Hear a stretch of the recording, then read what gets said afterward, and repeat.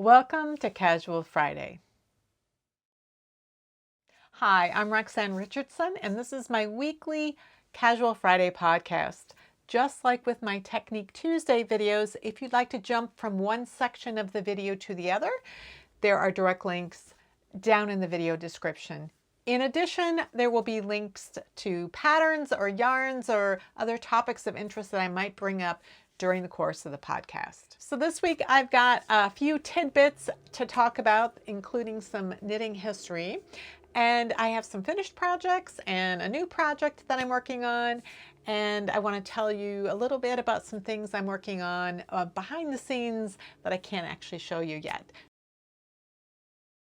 So a couple of tidbits that came up in my feed this week was there was an article in The Guardian, which is a UK paper, about the arts and crafts renaissance during the COVID-19 outbreak. And I'll leave a link down in the description. And it's just talking about how, since people are at home and they can't go out and do things, and this happens a lot when there's some sort of a tragedy that goes on, or there's some kind of thing that causes people to cocoon at home, whether it's forced or voluntary, and they tend to turn to crafts. And there was a big resurgence in knitting right after 9/11, and for several years there was a lot of intense interest in knitting, and it's pretty much kept. It's not at that same level of intensity, but there definitely was sort of a knitting renaissance at that time. So they're talking about how what kinds of crafts people are turning to, what they're looking up, what sorts of things that materials they're buying online, and what kinds of activities that they're participating in. And what's interesting to me is to kind of look at how people are turning to crafts. Maybe they haven't done knitting before, or they haven't done it in a long time, and they're returning to it or discovering it for the first time, as well as other crafts. But those of us who have been knitters and are knitters, it's interesting to see kind of the different reactions that we have had during this time. I know there have been periods of time where I just stare out the window. I used to have plenty of time to knit, and now I have even more time. I don't really spend more time knitting, and sometimes I actually end up spending less time. I do have, a stash of yarn that I can turn to, can certainly order more yarn if I need it. But it is different. It is interesting to see how people are crafting differently than they did before. But I'll leave a link to that article down in the description. My brother texted me, I don't know, Monday or something, and he said, "Oh, I just watched your Friday video," which I didn't know he watched. I knew he watched them occasionally, but he had just watched the last Friday's video, and he spent the whole time staring at the books on the shelf, and it was driving him crazy. He wanted to know why the titles were this way, and I think I'd sort of noticed that, but they're all on one shelf, and I just didn't pay much attention to it because they're all gathered together. I hadn't noticed, but it's definitely a vintage British book phenomenon. The fact that the titles start at the bottom and go all the way up, because current books in the UK have their spines printed the way they are here in the US, which is to start at the top and go all the way down. But what's interesting, and so like I said, it doesn't bother me in this context of this shelf because they're all grouped together. But I do have a shelf where my stitch dictionaries are. It's outside the range of this camera. It's within reach of my desk. And all of the books that were published in Germany have that bottom to top spine, and those, because those are mixed in with all of my other stitch dictionaries, there have been a number of times where I thought I'd put the books in upside down, and I'll pull them out and I'll go to turn them the other way, and I'll realize, oh no, it's right side up. It's just that the titles are opposite. That was just a little interesting thing that I hadn't really paid attention to, and I don't know if you have noticed that in your books and if it bothers you or not, but it was really interesting because I was asking my husband if it bothered him, and he said, no, what bothers me is that the books are not all aligned along the front edge. So it's just not something I focus on at all. I'm totally focused on what is inside of those books and grouping it that way. I don't pay attention to if the books are different sizes. I don't pay attention to, which direction the titles are going. I just thought it was funny about, I'm very particular about how I group my books, but I don't care about that other stuff. So I thought that was kind of funny. Last week I was telling you about this knitting event called Mrs. Wilson's Knitting Circle that was being hosted by the National World War I Museum, and is a virtual event, and they did it through Zoom. So you had to RSVP, and then they sent you a link the day ahead of time, and then on the day of the event, you could click the link, and then you had to give your email address just to confirm that you're not some kind of spamming hacker type of person. And so the lecture, the discussion went on for, I think, a little more than an hour, just about an hour, and then there was a Q&A, and there was chatting going on. So they had a chat screen that people watching could chat with each other and ask questions, but they also had a separate little window where you could ask actual questions that you wanted the lecturers to answer. So that was really fun. They were talking about knitting during World War I. It had some similarities to a discussion to a video that I'd seen last year, which I think was maybe their very first Mrs. Wilson's Knitting Circle that they had filmed and put on YouTube. So these are people who are doing education on World War I, and they're curating items and things. At least one of them is a knitter, but they're experts on World War I. They're not experts at knitting. Both this past Saturday and then in the video that I watched last year that I think was from 2018, they mentioned Lord Kitchener, who was the commander of the British forces, as being somehow responsible for the grafted sock toe. So I'm gathering up information to send to them because I am not an expert on World War I, but I am a relatively expert knitter and certainly know more about knitting history, I think, than perhaps they do, in particular about the grafted sock toe, because I made a real effort a year ago to really dig deeply into the history of grafting, the history of grafted sock toes, why we might call the process of grafting a sock toe the Kitchener stitch, like when maybe that term actually arose. A lot of material that points toward him having nothing to do with it, and simply that people were honoring him because he was commander of the British forces and was considered somebody to be respected, and they wanted to help soldiers, and they were knitting socks, and people were desperately trying to find the best or the most comfortable way of knitting socks for soldiers during this very long war, which was a trench warfare, and their feet were wet constantly, and there was this need for clean, dry socks that was just sort of endless throughout the war. So I'm gathering some information to send to them about this because I just feel like it's a way that I could help them a little bit, and I really wanted to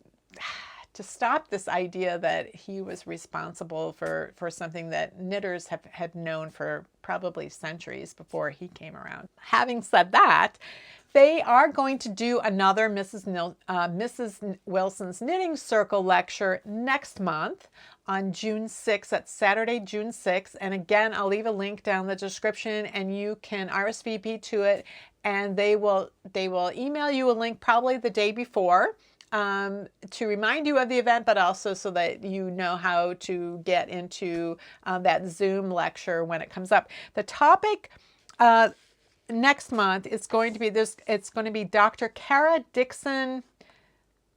I don't know how to pronounce her name. Vujicic. I'll put her name on here. And her title is the Lieutenant Corporal Benjamin W. Schmidt Professor of War, Conflict, and Society in 20th Century America at Texas Christian University.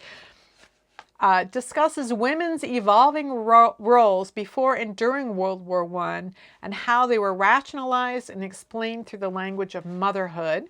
Learn about the expansion of women's political and public roles and discover how these changes were connected to the suffrage movement. That could be pretty interesting because women's suffrage was achieved here 100 years ago. So this August, is it the 19th Amendment? I should know this, but the amendment to the Constitution that gave women the right to vote throughout the country was in 1920. So that's the 100th anniversary of that. So that's an interesting connection with, women's roles and moving into women's suffrage and how that's all connected. So I am definitely going to sign up for that. I've been following these women on Twitter and I keep sort of accumulating them. They are fashion and textile historians. They're these women in academics in the UK, but also the US.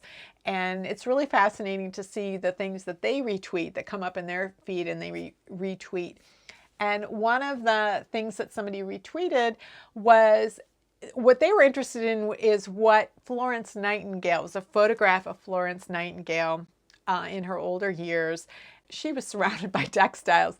She had a lace shawl on her shoulders, and then she had something over that, and she had this interestingly upholstered chair, and then she had some kind of rug that may have been crocheted, but may have been something else over on her lap. And somebody was wondering if that was a Shetland shawl. And so people were discussing that a little bit. But the photograph came from a magazine article that was published this month. And I'll leave a link down below. It's in Apollo magazine. So, she's wearing this interesting knitted shawl. But Florence Nightingale was sort of created nursing back in the Crimean War in the 1850s. She was a middle-class woman and she went to where the war was in order to help nurse the soldiers. And she was appalled by the sanitary conditions. It was infection that was killing more soldiers than their actual just being shot and killed. And so she instituted, these standards of sanitary, wash your hands, wash your hands, wash your hands. And her practice, she wrote a book and her practices are still used in nursing today. And they really revolutionized nursing. Apparently, these sort of pop-up hospitals, these temporary hospitals that are being built in the UK are being called Nightingale hospitals. And I thought that was interesting because today we're being constantly told, wash your hands, wash your hands, wash your hands. So I thought that was really interesting. And then I went on BritBox, which was a subscription to British TV and that I gave myself for my birthday. And they're advertising a movie about Florence Nightingale's life, and it was originally produced in I think 2008, and so I thought, oh, I'm gonna have to watch that. So that was something that came up in my feed and I thought was really interesting. The Crimean War was also the first war that was sort of reported. Like they had a reporter on the field and they had the telegraph. And so people back in England were getting a feel for what things were like in the war at the time. And people were knitting for those soldiers. So that's where the balaclava comes from, is from the Battle of Balaclava. And it was wintertime and the Russian soldiers were wearing these knitted helmets. And that became a popular thing to knit for soldiers from then on. One of the knitting books I found that had a sock pattern with a grafted sock toe was published in 1902, so well before World War I, and they talked. There was a little comment in there that particular type of sock was very popular with soldiers in the Crimean War because it was so comfortable. Now I couldn't find any patterns published during the Crimean War that could verify that, but I thought that that was an interesting thing, that this has been a known thing, that in particular for soldiers, that this would be the most comfortable type of sock. I'm going to leave a link down to that article about Florence Nightingale, and you can see that photograph of that shawl and then all the other textiles that she's surrounded with, because I thought it was pretty fascinating. This hat reminds me of a picture book that we used to read to my kids. I think it was a Dr. Seuss book, and it was something about, was it Go Dog Go, maybe?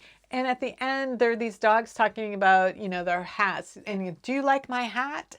I like it. I like that party hat. So that's kind of how I feel about this hat. So this is the one way to wear this hat, and covering up my overgrown hair.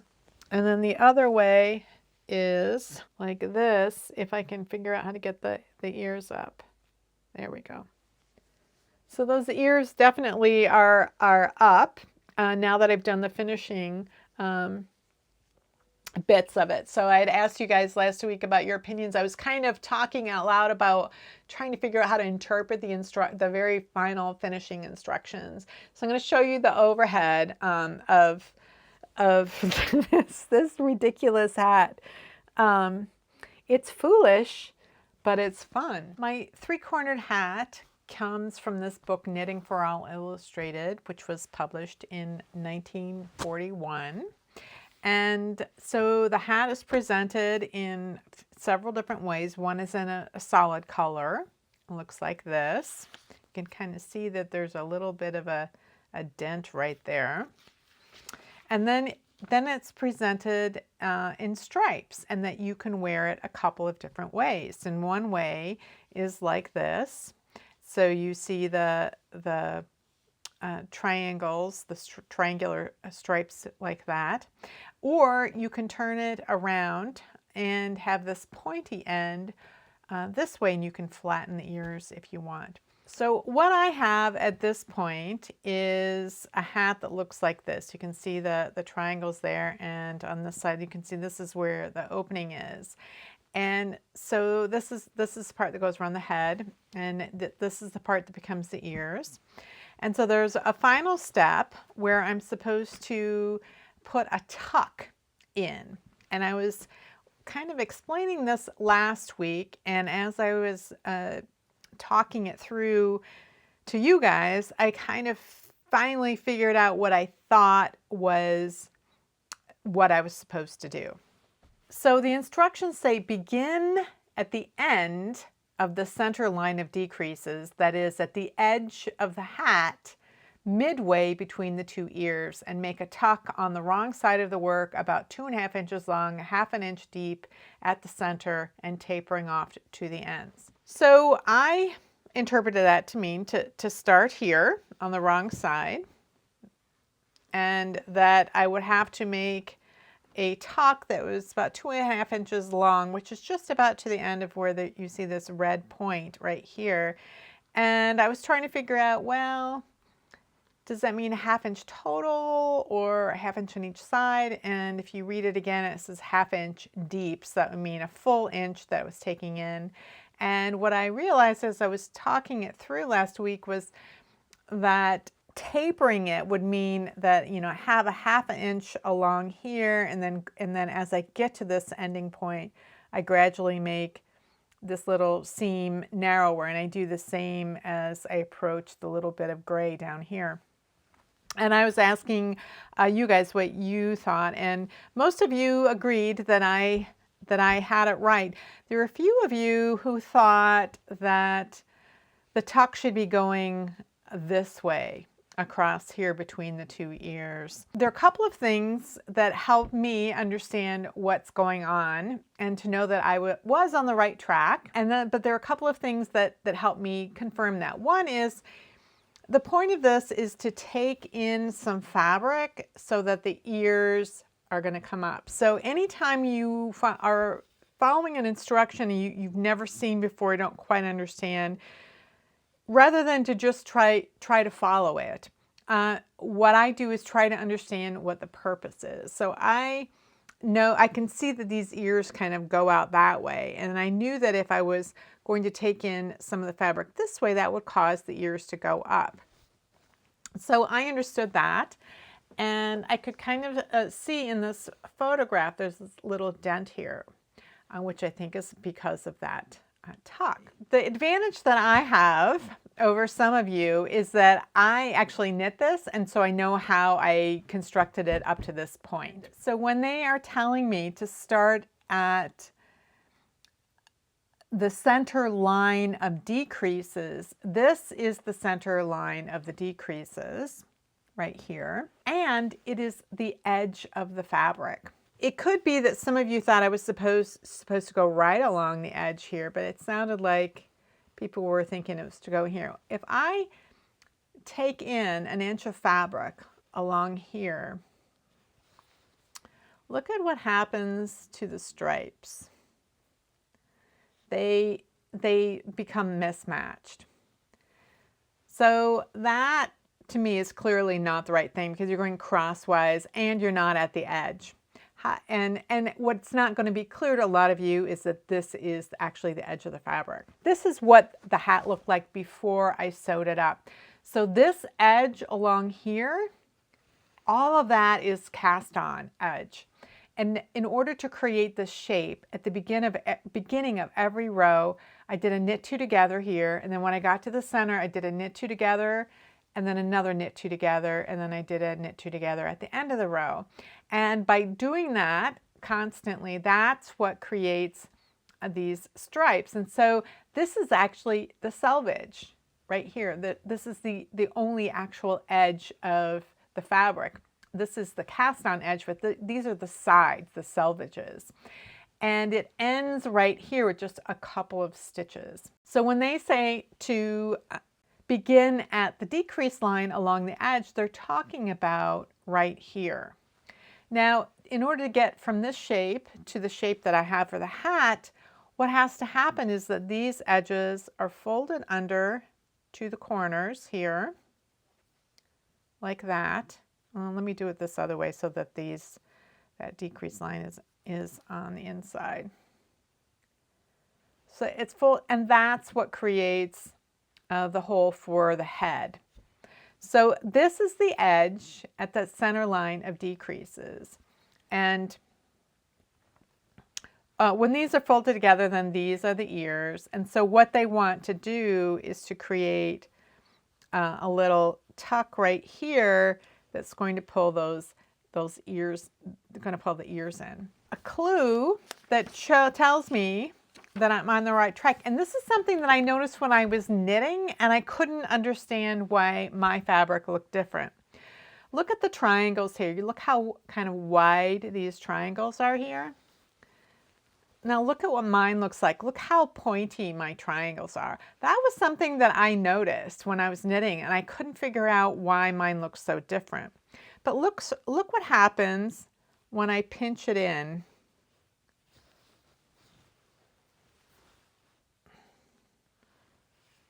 From this side, and I make it, I change those triangles so that they become wider and not so long and pointy. The gray one becomes very long and pointy, but you can't see that my dark gray one is actually a light gray one, and you can't see that over the crown of the head.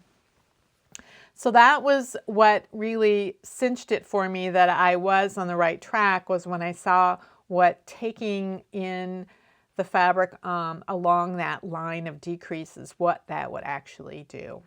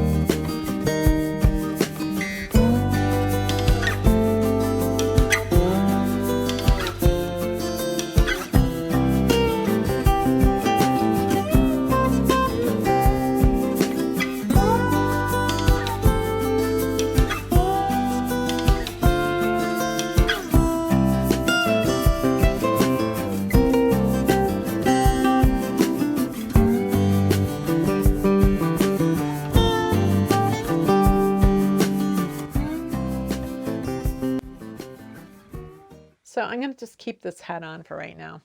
So one of the things that people had said in the comments, they agreed that I had figured it out correctly, but they were kind of stumped by why the term tuck was used. They're like, well, they're asking you to do a dart. It's called a dart. It's a dart. It's not. And my feeling was tuck was probably the correct word, was my feeling, because a dart is done very differently in knitting than it is in sewing. So when you sew, the fabric has been created and you have a fabric is of a specific dimensions. And in order to shape it into a garment in a particular way, you have to remove fabric.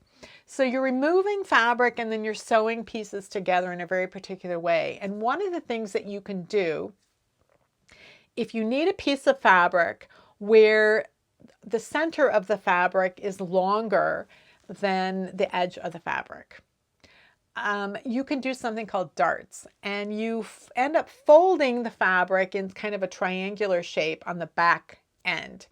So if you're doing a bust dart, you would be folding the fabric and you'd end up with where the point of the triangle, it just ends in nothing, and then the triangle is wider as it gets toward the side seam. So you're removing fabric in order to make the edge of the fabric shorter and keep the center of the fabric longer. But in knitting, you are creating the fabric at the same time that you're creating the garment. So when you do the shaping, you can add or remove stitches to make the fabric wider or narrower. And if you need part of the fabric to be longer, like say in the middle, than it is at the edges, then you do what's called short rows, and that creates vertical shaping. That is how you add that extra length. So you're not removing anything, you're adding it. And it can be kind of mind-bending if you are accustomed to sewn darts and you have to create knitted darts, because instead of having a triangle of fabric that you're removing like this, where you're removing this wide part of the triangle is what you're removing, instead you're adding a triangle of fabric that gets wider as it gets toward the center. So it is in a process of removing. So I was showing last week a hat that I had knit that used the effect of tucks in a decorative way. And so the tucks were shown on the outside of the hat. So I had knitted fabric, and then the tuck was created by kind of joining, say, row 1 with row 10 together, and then rows 2 through 9 created this fold of fabric to create a decorative appearance. And what this hat wanted was a tuck, but on the wrong side of the fabric. So it wasn't a decorative effect. It was to cause these ears to come together more. And it works just amazingly. I've never seen this effect before. Or I'd never seen it used in this way. So, but it did make me curious, because so many people were saying it's a dart, it's a dart, it's a dart. And I kept thinking, no, it's not, no, it's not, no, it's not. So I did a little bit of research on Saturday morning, and to kind of familiarize, like, what is in sewing, what is the difference between a tuck and a dart? And so there are pleats, there are tucks, and there are darts. And then there are things that are kind of hybrids of the two, like a tuck dart or something like that. So this could technically be considered a tuck dart, I guess. It is interesting how creating the same sort of effect in sewing and knitting is done in very different ways. And even if you have the same word for something, sometimes it can mean be the same process, and other times it could be quite a different process, like it is with darts. It's totally worth knitting this. I'm never wearing this out of the house. And it's a little bit wonky. That's not a completely great job with the sewing. I didn't work that hard to match things up. It could be matched up a little better with the triangles. it worked out, and I learned something, and it occupied some time, and I got to use up some of my leftovers, and so it makes me happy. So last week I was working on a pair of socks for my daughter, and I'd run into some problems with the second half of the ball of yarn. It had knots, and the colorway was in reverse, and then there was another knot, and then there was a third knot. And I had wound up all of the yarn into 3 separate balls. And I did have one ball that I thought was going to be big enough to finish the entire sock without having to piece together sections from the other 2 little balls. And I did. I was able to finish the sock, no problems with the one ball. So I have both of those. And I used this plain heel that I've been talking about, which is like an afterthought heel or a peasant heel, except it's knit immediately after finishing the leg and before continuing on. And then I used a round toe for the top, which is something my daughter said. I experimented with it, and I asked her, what do you think of it? And on the last pair of socks I knit for her, she goes, oh, I like these better. I think they fit better. So that's starting to knit a round toe for her from now on. Her boyfriend liked the wedge toe that I had knit for his feet, so I made his socks with this pair that I just knit for him a couple weeks ago with the wedge toe. But it is fun because for years I only ever knit a wedge toe, same way over and over again. And it was last summer that I really started investigating other sock toes. And part of that had to do with when I was looking into Kitchener and grafted sock toes and trying to find when that all began. And I came across Weldon's Practical Stocking Knitter, which was published in, I think, in the early 1880s. And it was really interesting to see. I wasn't interested in knitting stockings, but it was interesting to see the formulas that they use and then the variety of heels. The heel flaps were always the same. Stockinette heel flap, always done exactly the same. And the differences came in how they worked their heel turn and then how they worked their toes.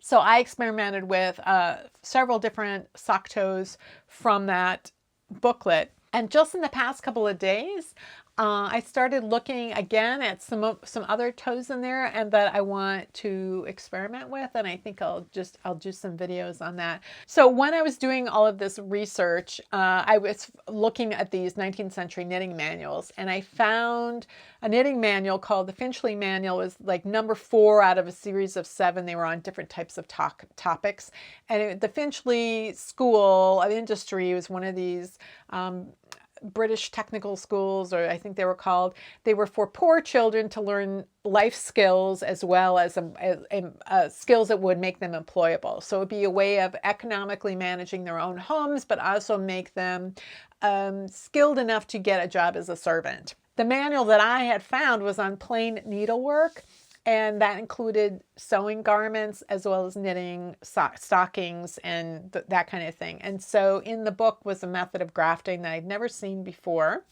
And so I thought it was really fascinating, and I thought this could be the thing that gets toe-up knitters to try cuff down, because a lot of people get stuck at the grafting, they hate the grafting, and this is such a simple method. And so from there, I thought, I should do some sort of knit along with a cuff down sock, and this would make grafting less intimidating. And so I created these materials that included, how to measure your foot, how to figure out where your foot may have fit issues based on what is the formulas that are typically used to create socks, and then how to adjust them, and so that you don't have to pick a heel that's good for flat feet or a heel that's good for high arches. You pick the heel that you like, and then you learn how to modify it so that it will fit your foot. So I did that, and one of the things that I was exploring was different types of toes. I just thought it was interesting because I'd never done anything else, because the wedge toe fits me fine, fits everybody fine. But I have found over time that some people don't find that the wedge toe fits them, and some people prefer other types of toes. So I wanted to explore other toes and then see how can they be adapted to different stitch counts and different lengths depending on people's foot shapes. So so that's what I did last summer. And so I'm wanting to add more to that this summer. So I've been wanting to do a technique video on this plain heel. And the thing is, it's probably going to be a couple of different videos. One on here's just the basics of how to execute this type of heel, and then here's how to do modifications.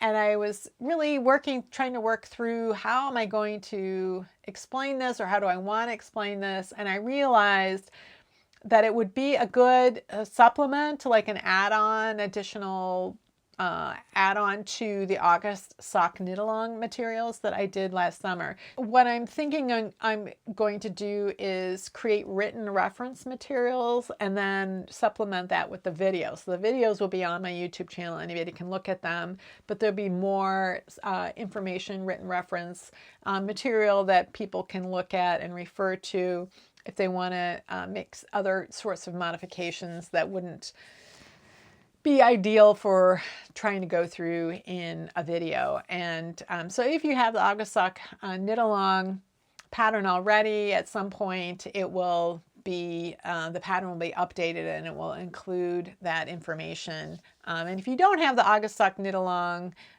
tutorial, you could get it, and then that would be included in it. And whether you bought the August sock knit along now or waited until later, you would get that update when it comes. As soon as I was done with my daughter's socks, I started my next sock for my brother, and I sometimes call Sasquatch because he's a big guy with big feet. He's got like a 10-inch ankle, but an 11.25-inch ball of his foot. So he needs a bigger foot than a sock leg. And I gave him a plain heel as well. And he's got very short toes. His toes and my toes are the same length. He's 6'3" and he has size like 13 feet. So I did a round toe for him too. I was just about to knit the regular wedge toe for him this morning, and I thought, to do a round toe for him. So there's two versions of the round toe. There's a long one and a short one. And his toes are short enough and his feet are big enough that a short toe works perfectly for his actual toe length.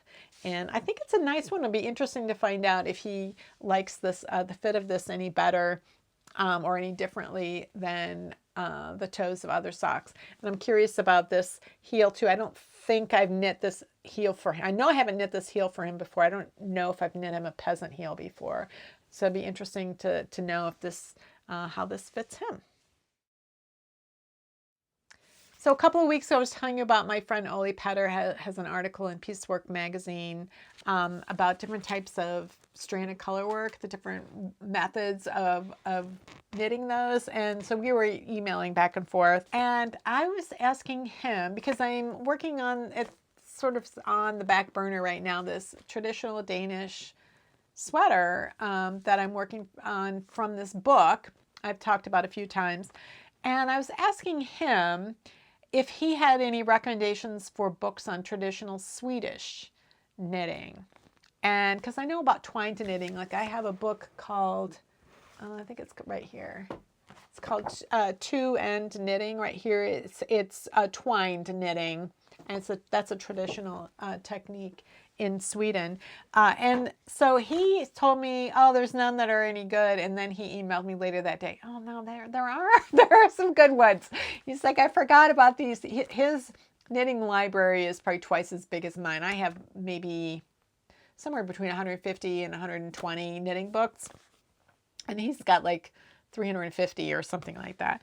So he gave me the titles of 3 books. And I bought them used off Abe Books.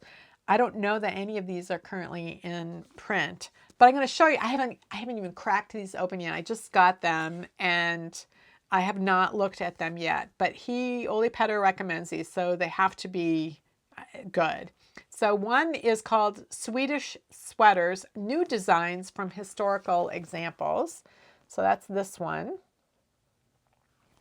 And then he was talking about how, the Nordic countries were so, the borders are kind of artificially created. They don't really reflect actual, cultural traditions, kind of bleed over those borders. And so he said, this one is called Knitting in the Nordic Tradition. It's right here.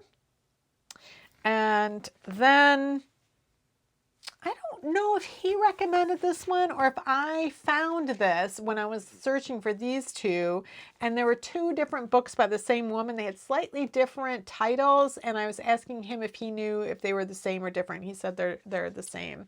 So this third book is a little bit of a mystery for me. I'm going to have to see if I can find out exactly what's going on. The cover of it says Ingrid Gottfredson is the author. On the inside, it talks about a woman named Hermana Stengard, who preserved for us a collection of old wonderful knitting patterns that are tied to a tradition going far back in time. So Hermana Stengard's book of these patterns that she collected from Gotland was published in 1925. So this book includes like the drawings, includes the kind of the hand-drawn chart, and then you'll see a knitted mitten here that has then been photographed. So I'm not sure what the 1925 book was like compared to what this book is like. So I suspect, because there are some color photographs in here, that maybe the mittens in this book maybe they were knit by this Ingrid Gottfredson and then photographed by her, but the patterns that were collected by this other woman. I don't know. So if any of you have this book or even the previous book, or know anything about what this is, where the contents of this came from, or the author, let me know. So I'm going to be looking at these books this weekend and this week a little bit more, just to learn more about the Swedish knitting. But I thought I'd just share with you that these are things that came in my mailbox this week. Well, that's it for this week's Casual Friday. If you have any comments or questions about today's video, or suggestions for videos you'd like to see in the future, you can leave those down in the comments below, or join the discussion in my Ravelry group, Rox Rocks. Thanks for watching, and I'll see you next week.